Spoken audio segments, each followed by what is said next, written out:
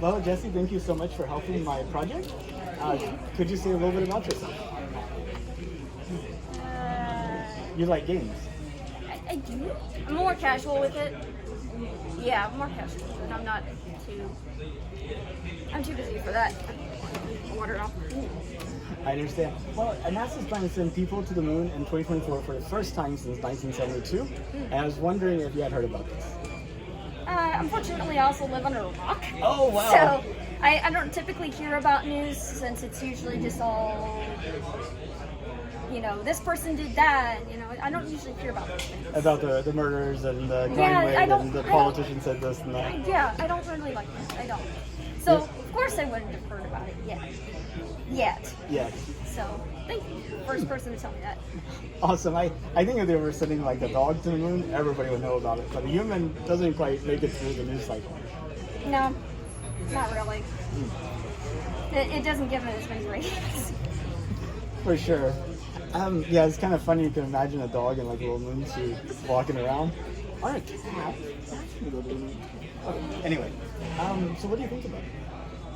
I think it's good. Just a matter of like making sure that everyone knows what they're doing up there, and making sure there's proper prior planning as far as like a situation like Apollo 13 where they had to literally put stuff together to survive and get back down to Earth. So making sure that everyone knows safety and that there's always a backup plan for if something goes wrong. Because something inevitably is going to go wrong one day, Absolutely. So, just a matter of knowing the caution and I don't know. I'm sorry, I lost my words. ADHD. No worries.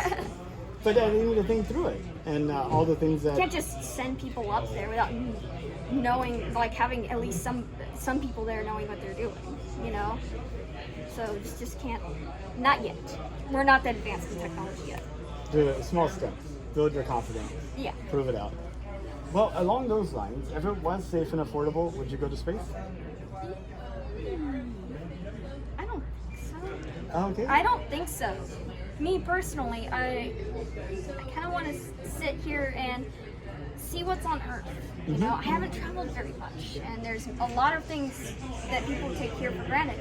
The problem with people wanting to go into space and wanting to jump out there is we're not taking care of what's here. Right.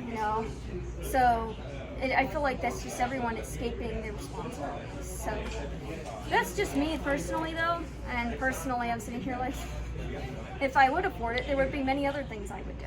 Oh, like what? Get on hormone therapy first of all.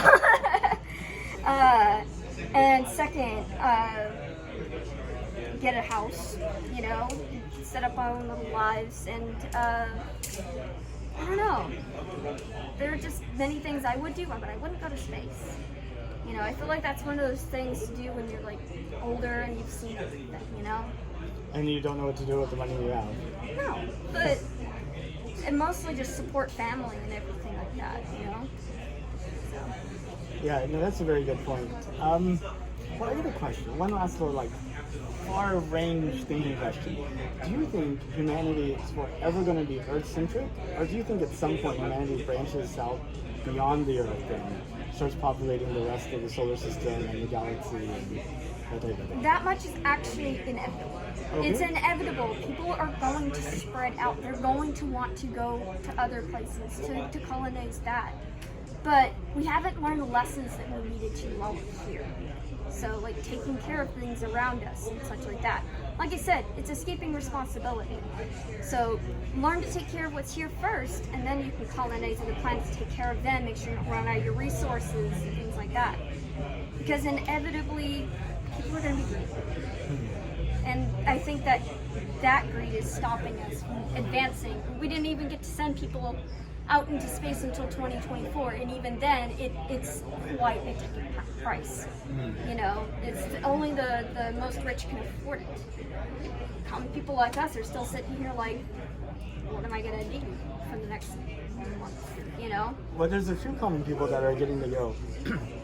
There's this company called Shift4 Payments. It's owned by or started by Derek Eisenman, and he's doing this thing with St. Jude's Research Hospital, where he's actually sending a person that's just like a physician's assistant at St. Jude's and was a child cancer survivor, a person that donated to St. Jude's, and one other guy that is our gal that started like online store. So the four of them are actually going into space, I think in October, and three of them are everyday people like you. And that's good to hear, actually, because I was sitting here thinking it was only exclusive to the very rich. Yeah, I mean, three of those people are definitely not in the very rich category. They're like people that, you know, I do want to go to, what is it, El Blinky or Burger King? They might just as easily choose Burger King because of that. And then the Discovery Channel is doing a show next year called Who Wants to Be an Astronaut? It's going to be like a reality TV show contest. And have the people compete, and then the winner gets to go to the International Space Station for 8 days. So that will be an ordinary person. Right, because you have to get on a TV show first, go through the interviews, and it's a longer process than people think to get on a TV show. Oh, exactly. And they want somebody that other people will be attracted to want to watch because it's all about the ratings. Exactly. So they gotta make money from it somehow. Yeah. So, you know, that's the problem with it. You know, it's good that they're doing something with St. Jude's, but you know, it's not going to be as accessible to normal people still, because even then, that's a special circumstance. Normal people like you and me, you know, we don't fall under those special circumstances. Yeah. So, like I said, it's kind of not available to the general public. It's not like an airline ticket on Spirit where you could just, $120 and you go to Minneapolis. Right. You can't just hop on a plane. You know, it's not like that right now. You know, but still, it's like it's a good leap to go to space, but we still have to be cautious. You know, it's just like how airplanes were first introduced. Like people were still pretty cautious about that, and then as the technology got better and better, it's safer and safer to go on an airplane. Right. But they also have safety procedures and things like that, just in case something happens. They have all those straps trained like that. So we got to put the approach to space travel for normal people. So. Definitely. Well, Jesse, I really appreciate your time. And thank you so much. Anything you want to add? I see this as a time capsule for people 100 years from now to kind of look back on what people at this time, before we take those next new steps in another world, which are hopefully the beginning of a long journey into the rest of the cosmos. And, you can imagine a high schooler on Mars doing a research project, going, what were those people thinking, watching this video? Any tidbits that would get that Martian in hay? Think about that for a second.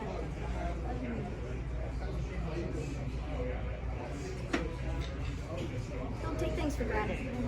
Seriously, don't take things for granted. Everything could be wonderful around you. You can take it for granted. You can feel just as easily because you didn't keep those things close to your heart. The people around you, your family, your friends, keep them close. So just don't take things for granted. That's where everything disappears then. I think that's wise advice. That will be a wise advice today, 50 years from now, 100 years from now, and even 1,000 years from now. So thank you so much. I really appreciate it.